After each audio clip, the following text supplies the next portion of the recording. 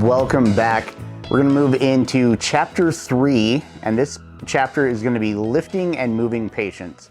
With this chapter, there is going to be some hands-on. It's a little bit difficult for me to show some of these hands-on in the video, as a lot of these different lifts and moving techniques require multiple people in order to do them. So when we get together for testing and skills days, then we'll actually go through and practice some of these. So as with all of our chapters, we're going to start out first by going over the National EMS Education Standards. For this chapter, we have a few. The first one is preparatory, uses simple knowledge of the EMS system, safety, well-being of the EMR, and medical legal issues at scene of an emergency while awaiting a higher level of care. Next, we have workforce safety and wellness, standard safety precautions, personal protective equipment, stress management, dealing with death and dying, prevention of response-related injury, and lifting and moving patients. And the last EMS standard, knowledge of operational roles and responsibilities to ensure safe patient, public, and personnel safety.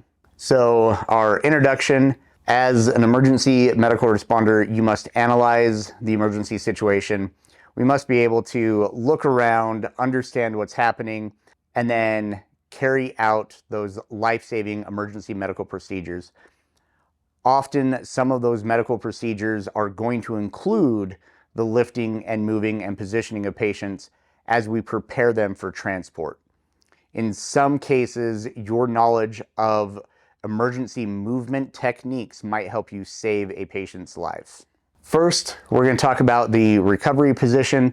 This is the position that we're putting our patients into if they're unconscious and we don't suspect that they have sustained any traumatic injury.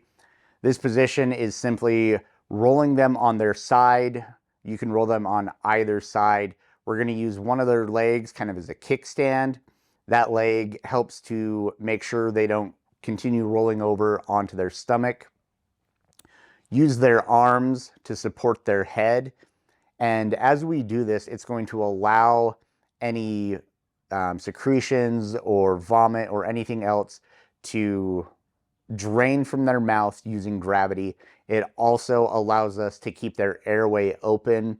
It uses gravity to hold that lower jaw and the tongue out of the way. So it's a great position that we can use on any of our unconscious patients. So a few general principles to keep in mind when we are getting ready to move our patients. We want to make sure that we are moving our patients as little as possible and as effectively as possible. So we want to think ahead, make sure that we have all the equipment that we need if we're going to get our stretcher up next to the patient, so that we only have to lift them one time and then we allow the stretcher to do the rest of the work. We always want to make sure that in everything we do with moving our patients, we're not doing any further harm to them. We're making sure that we're moving their body as a single unit, that we're not moving their upper body while letting their legs dangle or vice versa. And we want to make sure that every time we move a patient, we are using proper moving techniques and body mechanics so that we aren't injuring ourselves. In making sure that we are thinking ahead and that we have the equipment we need, we also want to make sure that we have enough personnel to actually lift the patient. Sometimes we will call additional providers in for lift assist for some of our patients that are extremely heavy.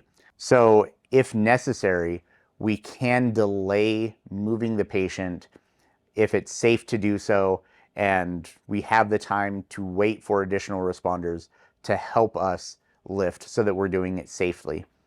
We also want to think about doing any treatments for that patient prior to moving unless it is unsafe for them. We never want to be stepping over our patients if we can avoid it.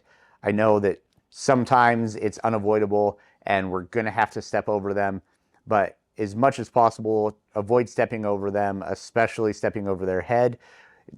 We don't want to have the possibility of us tripping or falling over them and then creating more injury with us on top of them. Also, with everything we're doing, we want to make sure that we're explaining these movements to our patients, making sure that there's no surprises when we're picking them up, when we're getting ready to move. Making sure that we understand good body mechanics is important. And part of that is knowing your own physical limitations.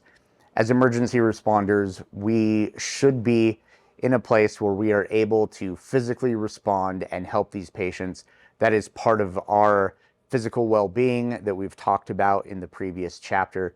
And so we want to make sure that we know how much we are physically capable of lifting and when we need to ask for additional resources. When we're doing this, we want to make sure that we are lifting with our legs. We want to try and keep our arms close to our body for strength and balance, and avoid any twisting movements when we're carrying our patients.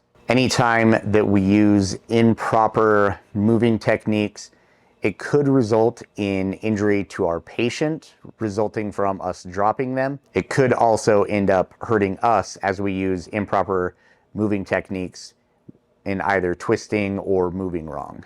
Continuing on with some good techniques for good body mechanics, we want to make sure that our feet are shoulder width apart. We want to ensure that we have a good footing before we start to lift or move our patients. If we are at an unusual angle, or if we're on the side of a mountain or something, make sure that we have somebody there who is watching us or maybe spotting us to make sure that we don't fall as well. And then it's really important that to go along with knowing your limitations and calling for additional help, the way that you know when you need to call for additional help is by assessing the weight of the patient. And this may be actually asking them how much they weigh. You can visually see and get a good idea for how much they weigh. But also, I have gone up and just tried to lift the patient off the ground a little bit to see if my partner and I are going to be able to do that, or if we need to get additional help before we do the full move and move the patient to a different location. If you do need to call and get additional resources, once they arrive, it's important that you communicate with all members of the team so that you lift as one. Normally, that is going to be the person either at the head of the patient, or if you have multiple people at the head, then it's normally the person at the patient's right shoulder that is going to be the one responsible for making those calls and making sure that everybody lifts at the same time. You could say something as simple as, all right, we're going to lift on 3. Ready? 1, 2, 3, and then everybody lifts. Just making sure that you have a smooth and steady flow so that nobody gets injured. Also, it's important that we practice lifts and moves. As responders, a lot of the movements that we do are going to be unusual movements. And so making sure that as we're out and we're lifting weights and doing different things, it's difficult to train for all of the possible movements. One thing that I like to do is I like to do my lifts with sandbags, as that weight shifts a little bit. But whatever you do to make sure that you're practicing and being prepared so that when you do have to lift and move patients, you're physically able to.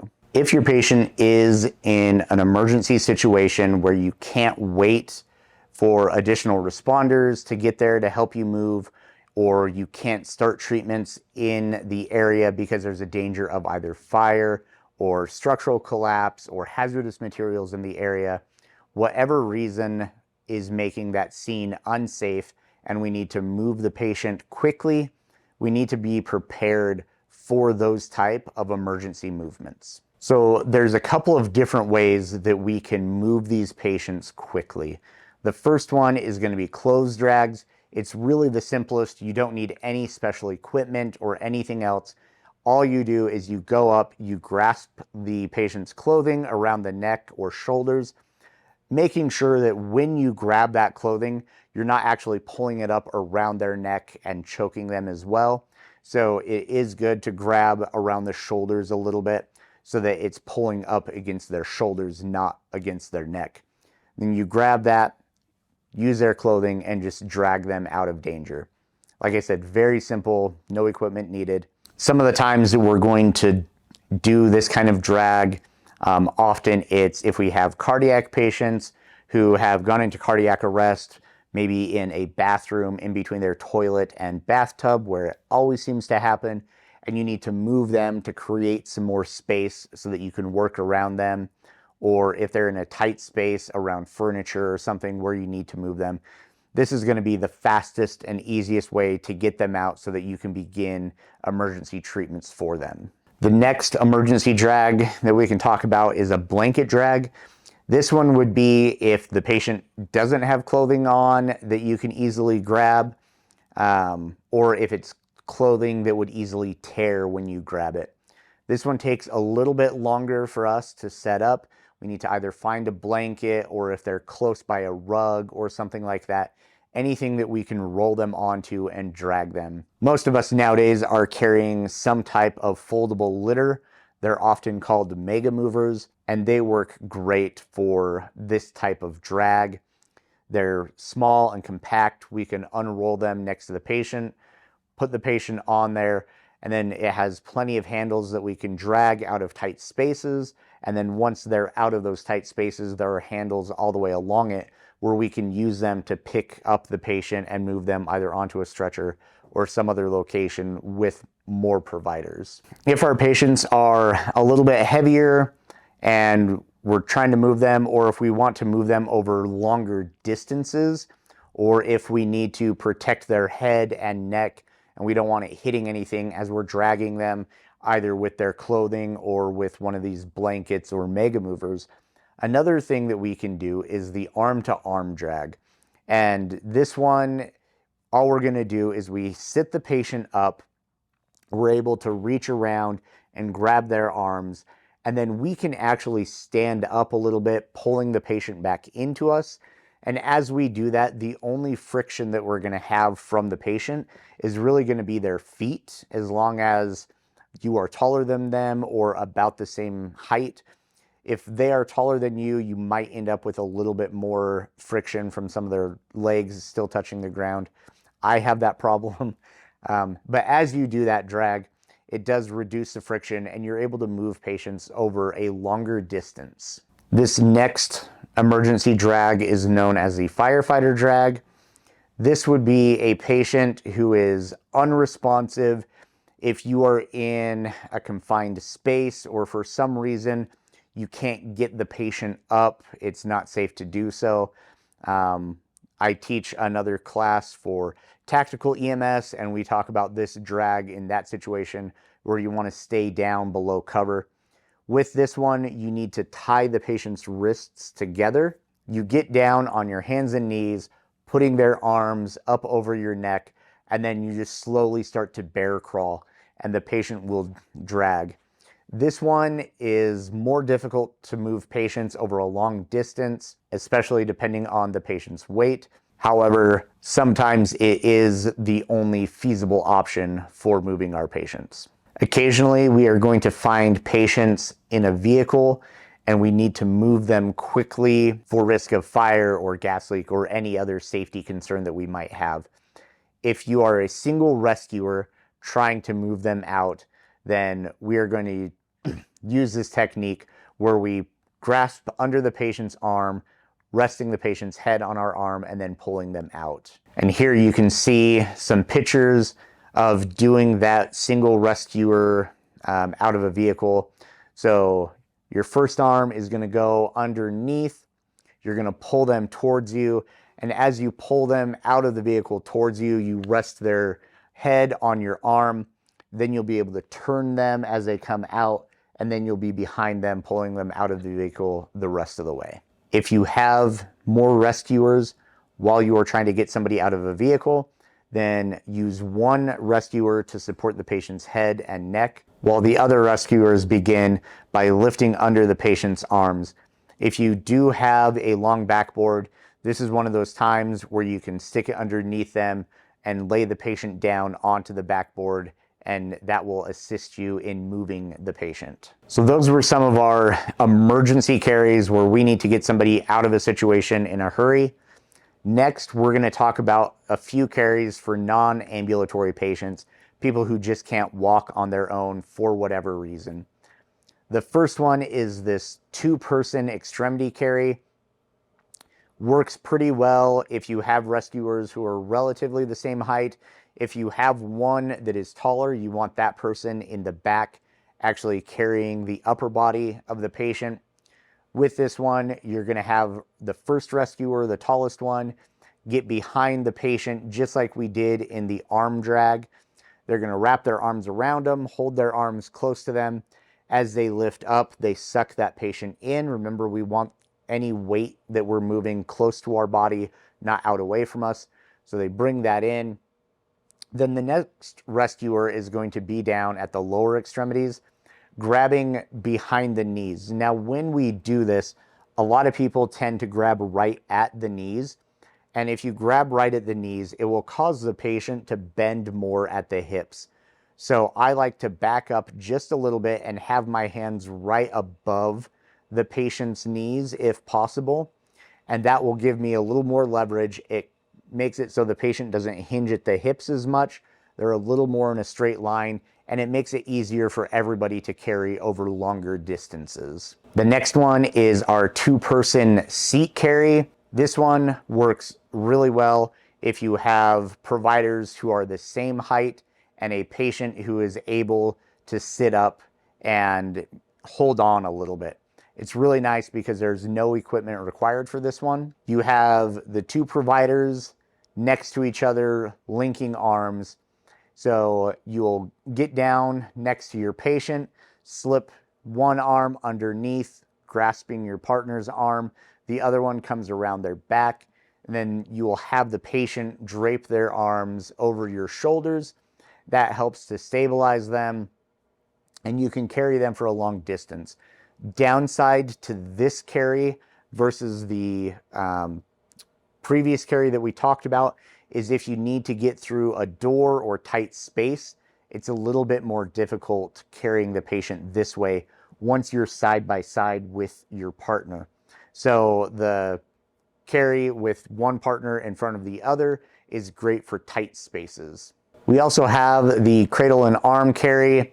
This one really is for smaller patients or children. It's very difficult to carry larger patients this way, but all we're going to do is kneel beside them. You put your arms basically in the same positions that you would if you were doing the two-person seat carry, and then you pick up the patient. Once again, remembering that as we pick them up, we're going to end up sucking them close to our body and keeping them tight so that we're not holding weight outside. So for me, when I'm doing this, I don't want my arms straight out if at all possible. I actually curl the patient and they'll end up facing me more than being flat. Whenever possible, I like to use additional equipment that helps us make sure that the patient will be steady and secure as we're moving them. This one is a two-person chair carry. You just have the patient sit in any chair. Sometimes if they have office chairs or kitchen table chairs or anything near them, you can get that up. If you are using an office chair, word of caution, if it has wheels, just wheel it. I've seen people try and do this where they put them on an office chair and then instead of just pushing the chair out, they actually try and pick it up. So think through your surroundings, think about the equipment that you're using. But if you do have a kitchen chair or an office reception kind of chair that has legs and not rollers, you can put them in and then one person picks up from the back, the other from the front. The one word of caution that I would have when looking at this picture, you're going to notice that the two providers are looking at each other. When we're moving patients, I always try never to walk backwards if at all possible. It's not always possible. There are going to be times where we have to walk backwards.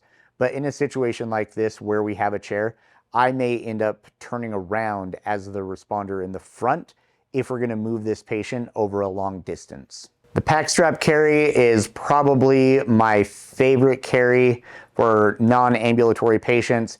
Even me, as an extremely short guy, I'm able to move taller patients very comfortably over relatively far distances using this carry. What you're going to do is If the patient is standing, you're going to back into them, grabbing their arms and pulling it across your chest.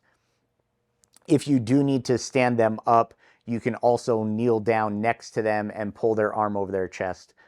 One thing that I like is making sure that I actually have the crook of the armpit all the way up on my shoulder.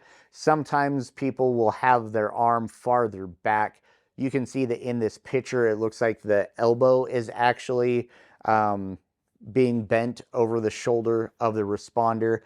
For me, when I do this, especially because I'm short and I'm often trying to carry larger people, if I can really get down and get their shoulder over, I have more of their arm to hold on to. It gives me a little bit more leverage in lifting them up. And then I've found that it doesn't hurt as much if I have their armpit over my shoulder versus having their arm bent. So if possible, try and position yourself in that way. And like I said, you can carry these patients over a long distance. The direct ground lift is used to move patients who are on the floor up to an ambulance stretcher. This should only be used for patients who have sustained a traumatic injury because of the number of people that it requires and the difficulty that we're going to have in maintaining proper body mechanics. With a direct ground lift, what we're going to do is we're going to get as many people as we can. We're going to go down all the way to the ground, sticking our arms underneath the patient, interlocking arms if possible, and then we're going to lift as a unit and move to the stretcher and set them down, trying to keep their body in a single unit, keeping it straight and protecting their spine from excessive movement. You can see an example of that lift in the skill drill slides, which are included. This is probably the most common thing that we're going to do with our patients, and that is transferring the patient from either a bed to the stretcher or the stretcher to a bed at the hospital. I think this is the one move that we end up doing every single time. Once our patient is on the stretcher, we're going to take the sheet that we have underneath them. We're going to make sure that it's loose depending on which direction we're going. So if we're going from a bed over to the stretcher, make sure that that fitted sheet is pulled from around the edges. Roll it up next to the patient so that it gives you a good handle and it's right up against the patient so you don't have a lot of excess material. And then you just reach across using that sheet. You can lift up and bring them over either to your stretcher, or if you're at the hospital and you're moving from your stretcher to the hospital bed, you can do the exact same thing.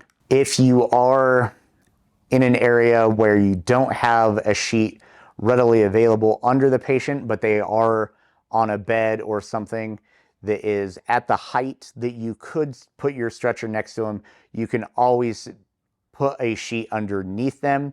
You do this by log rolling the patient, tucking the sheet underneath them, making sure that you have good amounts on both sides that you can get a good handhold on, and then you do the same method in moving the patient over. Sometimes we will need to assist ambulatory patients and just making sure that they are steady on their feet as we're walking with them.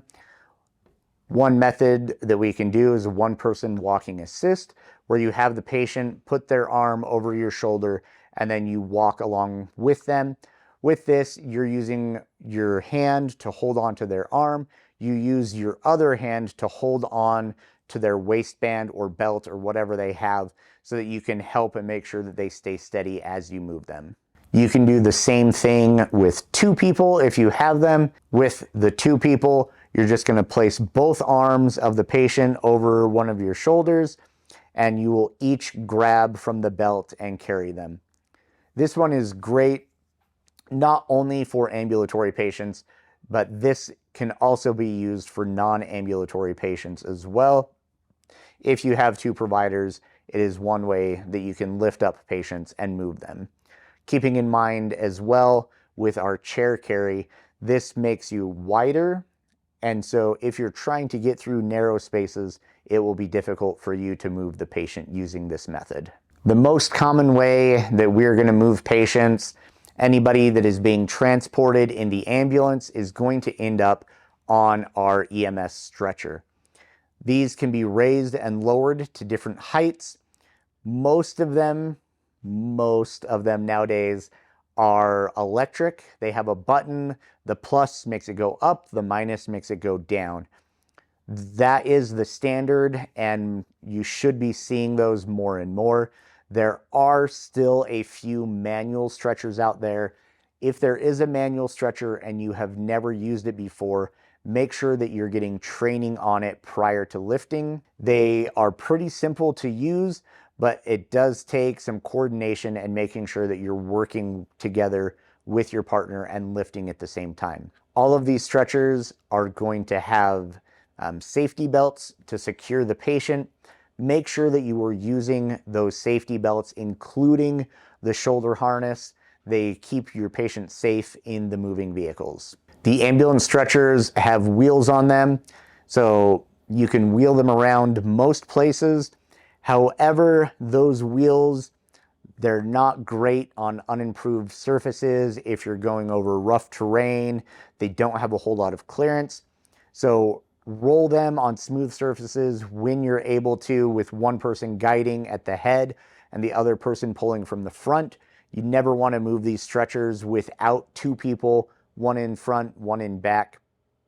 But also, if you get to an area where it's rough or you're unable to move because you're in dirt or grass or some unimproved surface, you can use 4 people to move these. And most of these stretchers have handles that will come out on either side, so you can still have somebody at the front and the back and then 2 people on the sides to pick it up and carry that patient. Also keeping in mind that, as with a lot of our different lifts and carries, if you are trying to get through a narrow area, only 2 people are going to be able to fit through that. So often what we have done in moving, instead of having 2 people on the sides, once we get to a narrow area, we'll actually take 2 people to the front and 2 people in the back. And you should be able to get pretty close shoulder to shoulder and lift and carry through those tight spaces if you need to. Just remember, trying to use proper body mechanics and working together as a team at all times. There are several different devices that we have available to us in emergency medicine. Being able to understand how they're used and recognizing them is very important.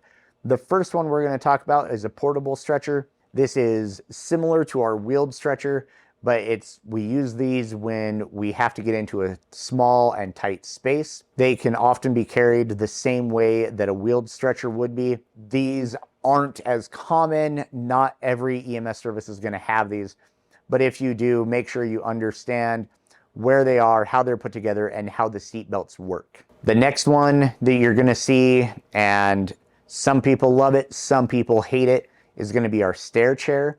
This is a portable moving device for people who can be in a seated position. This is really helpful for some of our patients who have difficulty breathing or having chest pain, and we need to get them from one space to another and we don't have an office chair or something else that we can use. They also work really well in moving patients downstairs if we need to. We don't always want to strap them to the stretcher or carry the stretcher up the stairs. So one of the things that we can do is put them into these stair chairs. Most of them nowadays actually have a track system on the back, so that once the patient is in, you have them buckled in. You can actually strap their legs in as well, so they're not reaching out for different things. The handles will extend, that track system comes back, and you just wheel them straight down the stairs, and the stair chair does all of the work. Every now and then, we might need to immobilize our patients who have neck or back injuries. I'm going to make a caveat to all of this and just let you know, before we begin talking about immobilization devices, that they are still in the curriculum. We still need to talk about them. However, most EMS services have moved away from a lot of these immobilization devices, especially the long backboard. There is plenty of science out there that support that move and not putting our patients on backboards. They have been shown to cause more damage than they do help. I personally still like to use long backboards for moving patients occasionally, but I will not keep them on there as an immobilization device.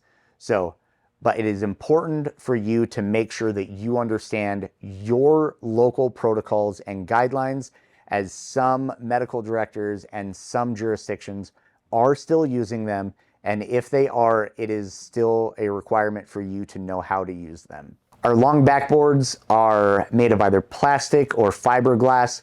Most of them nowadays are able to go through X-ray and CT.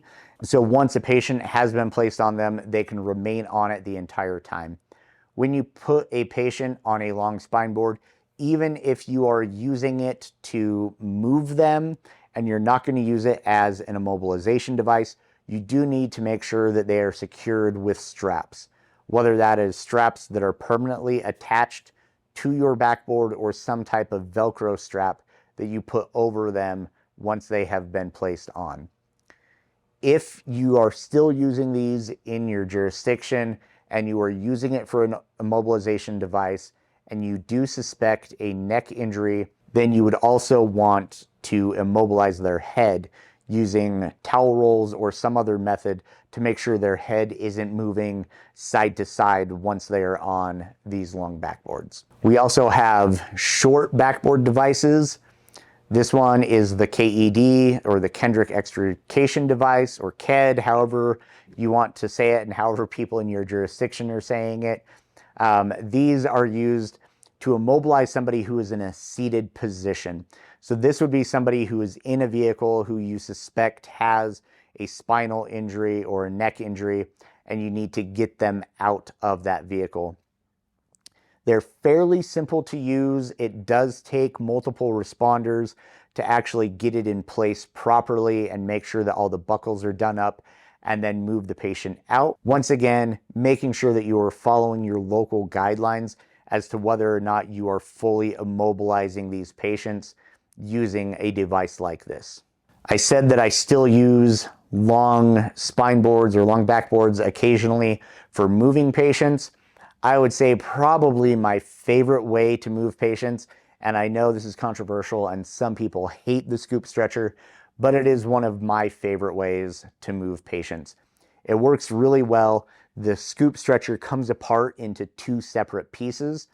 You can adjust it to the height of your patient. These are very effective for moving patients in tight spaces or somebody who you want to restrict spinal motion. But since we're not using long backboards in my jurisdiction anymore, we can use this to pick the patient up and move them onto our stretcher, keeping them in a single unit as we lift versus trying to get a whole bunch of people underneath and lifting at the same time. So these are great. You line them up next to the patient.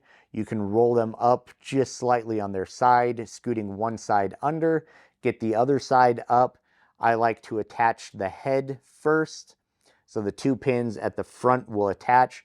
Roll the patient slightly onto their other side as you move the other half of the scoop in, attach at the feet. Once that's clipped in place, you're able to pick up and lift and move your patient. And you can see some more steps for using a scoop stretcher in the skill drill slides that are included. In an emergency situation where, as an emergency responder, you don't have some of these commercial devices and you need to immobilize or you need to find some other way to move your patient, you can always look around and use your surroundings. So look for things such as doors that you can take off, ironing boards, any sturdy tables. Like I said, I really like using office chairs if they're available. So anything that you have that you can look around and improvise when you move the patients. As we said in previous chapters, with being an EMR, one of the big things is being able to improvise and treat our patients with limited resources. Anytime a patient has sustained or possibly sustained a traumatic injury to the neck or spine, it is important that we limit movement of these patients. If we don't limit the movement or we handle them improperly, it could lead to permanent damage or paralysis. So as emergency responders, I would recommend that as we're getting ready to treat these patients, one person is going to manually stabilize that patient's head. As one provider is manually stabilizing the neck, making sure it stays in a neutral position, then the other people are going to assist in whatever way you are going to move or carry them. A lot of jurisdictions have gone away from some of these immobilization devices. Don't be surprised or upset if when advanced providers show up, they aren't as concerned. We want to make sure that the head and neck stay stabilized in a neutral position. You're going to use your hands for manual stabilization or a blanket or some type of foam blocks, making sure that we hold that position and are able to assist once additional EMS personnel arrive on scene. A way that we can help to make sure that we are maintaining that neck in a neutral position and we're not causing any more damage is the use of cervical collars. Once again, these are in and out of favor. Most places are still using these and have moved away from long backboards, and some places have moved away from both completely. So don't be surprised if, as an EMR, you have applied a C-collar and then as advanced providers show up, they're changing some of these things.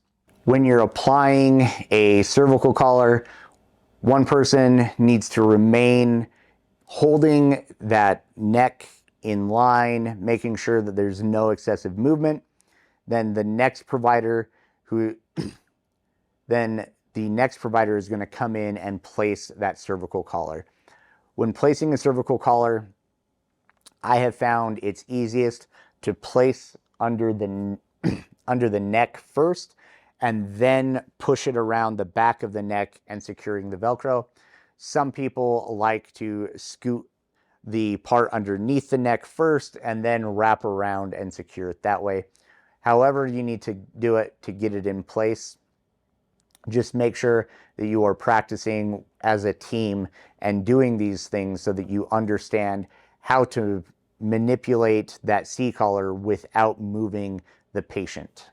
As emergency medical responders, actually getting the patients onto a backboard and securing them isn't going to be your primary responsibility unless you do have those in your response vehicle, but you should always be ready and willing to assist EMS providers as they are getting patients ready to move.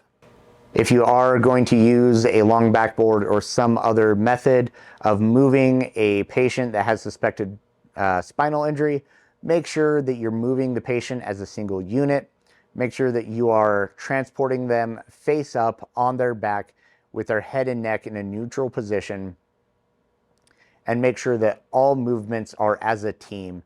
So one rescuer is giving the commands and all your movements are fluid. If you are going to be using a short backboard device to remove a patient from a vehicle, oftentimes you are going to use that device and then transfer them on to a long backboard afterwards. In order to get a supine patient who's already on their back onto either a backboard or onto a mega mover or a sheet or any number of things that we need to get underneath that patient, we need to do a technique called a log roll. And this is a way where a team of providers are able to move the patient in a single motion, rolling them onto their side and then back onto whatever device there is. When we're doing this, the patient is going to be supine.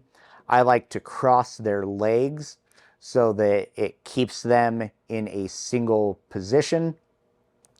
It's best if you have at least 3 providers, one person that can hold the head in a neutral position and 2 people on either side of that patient.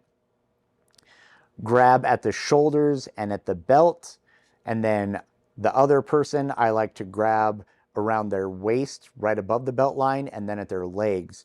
This way our arms are crossed from each other, and that helps us to move together. If our arms are separate and I am at the upper body and they are at the lower body, then we risk moving them not as a single unit. So I like to cross our arms because, once again, that helps us move together.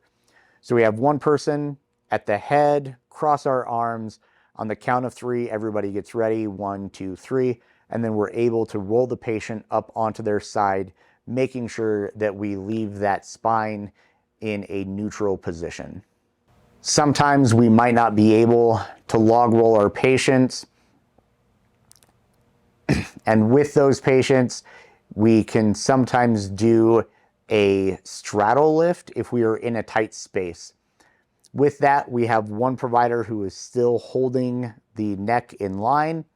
We would put the backboard or other lifting device where we want it, directly in front of us. Everybody straddles, one person grabbing the shoulders, one grabbing the waist, one grabbing the legs, and then we lift as a team and move the patient slowly forward until we are over top of our lifting device. The straddle lift does require more providers than the log roll and some of the other things that we do. And because of this and the fact that we need to work as a team with all of our lifts, it's important that we practice these often as a team and as we're doing some of our continuing education. Here are some more pictures of the straddle slide where they are sliding the backboard underneath the patient instead of walking forward. As I said, with this lift, we want to make sure that we are working as a team, lifting the patient as a unit, and then moving slowly forward in increments, making sure that we don't have any swinging motion in our arms. Any patient that is on a backboard or a scoop stretcher or any of these moving devices, we want to make sure that they are secured in some way, making sure that we're not tipping them and they're going to fall off and create further injury. So we want to make sure that we have proper straps to secure the patient to the board. Oftentimes, EMS services will connect some of these straps directly to the backboards. They make disposable plastic buckle and web straps. They also make Velcro kind of spider straps is what they call them. They go on the patient and then Velcro back onto each other. Or you can use seatbelt type buckles and have more permanent straps attached to your long backboards. Anytime we are securing a patient to these devices, we want to make sure that we're securing all parts of their body. Make sure that we have a strap over their torso, their upper legs and lower legs. And if we are worried about spinal injury and we are securing their head, make sure that we have immobilization blocks and we have secured their head. It is important to note that as you are putting patients on a device like this, you don't want to start from the head and go down with your securing. If you secure the head and then for whatever reason that board shifts or you have to move them, then they kind of become a pendulum and it will actually cause more damage to their neck. So secure their body first and then secure their head last. As you're securing their head, as you can see in that picture, we need some type of block or head immobilization to make sure that their head isn't going to roll from side to side. One of the most common ways that we do that is with blanket rolls. You can just take blankets from your hospital or towels or anything else, roll them up, and then stick them on either side of the patient's head. Along with towel rolls as a great improvised way of creating head immobilization, we can also use foam blocks. These are commercial devices. Oftentimes you'll see these at swimming pools. They float really well. So as lifeguards are securing patients to the backboards, they'll stay close by and float in the water. They also have other foam blocks that don't float. Those ones are disposable. But either way, if your agency buys these type of blocks, you can use them for stabilizing the head. There are many other commercial head stabilization devices out there, including plastic immobilization device that sticks to your backboard, and then you pull a tab and two wings come up on either side of the head. They also make cardboard immobilization devices that go on the head of the backboard. And then once you've placed the patient on, you fold the wings of the cardboard up around the patient's head. So it's really important that you just know what equipment is available to you, but also be able to improvise. And that's where our towel rolls and blanket rolls come into play. So in summary for this chapter, general guidelines for moving our patients. We want to make sure that we're doing no further harm when we are moving our patients. We want to move our patients only when necessary. We want to move them as little as possible, making sure that we're working as a team and moving the patient's body as a single unit every time we move. We want to make sure that we're using proper lifting and moving techniques, keeping that weight center of gravity close to our body so that we're not overextending, and make sure that we have one single rescuer who is in charge of giving commands when moving the patient. Remember that this is often going to be the patient, this is often going to be the provider at the patient's head. And if you have multiple providers at the patient's head, it's going to be the person on the patient's right shoulder. If you have an unconscious patient who has not sustained any traumatic injury, you can place them in the recovery position while you await additional responders. This is a great position for allowing any potential vomit or secretions to drain from the patient's mouth, keeping their tongue and jaw out of their way and creating an open airway. If the patient is in an emergency situation and we need to move them quickly, you may need to drag the person away from the scene instead of trying to lift or carry that patient. If you do suspect that there is some type of spinal injury, unless it is an emergency situation, try not to lift or move that patient until you have additional resources there to make sure you are moving them safely and maintaining a neutral inline position of their spine. There are many different devices that are used in emergency medical services. We need to make sure that we understand the devices that are available to us and that are used by our agency and in our jurisdiction, and that we're using them in accordance with our local guidelines and protocols set out by our medical directors, making sure that as we do those things, we also understand that responding units may not have the same guidelines and protocols that we do. So we need to be able to work together as a team, however we're going to move and secure those patients. Cervical collars are one way to prevent excessive movement of the head and neck. Log rolling is a technique used to move patient onto either a backboard or any other movement device that we're going to use, remembering that it is a great way that if you cross your arms and you roll these patients, you can keep them in a neutral inline position while rolling them. Once you have rolled any of these patients onto a backboard or any other movement device, it is important that we secure them so that we don't have them fall off as we're moving. All right, let's go into our review questions for this chapter. Question 1, as an EMR, you may injure your back even if it is straight. If you lift with your back bent forward at the hips, align your shoulders over your hips, hold your hands close to your legs, or use your leg muscles. And the answer here is going to be A. You may still injure your back if you lift with your back bent forward at the hips. Patients who should be transported on a backboard include a patient who is intoxicated, requests it, has an upper extremity injury, or has sustained major injury to the trunk. The answer here is going to be D, has sustained major injury to trunk. And our last question, head immobilization is not required in all patients who are placed on a backboard, can be achieved using head blocks or towel rolls, does not need to be maintained during the backboarding process, can be properly accomplished only with special equipment? And the answer here is B, can be achieved using head blocks or towel rolls. Awesome, guys.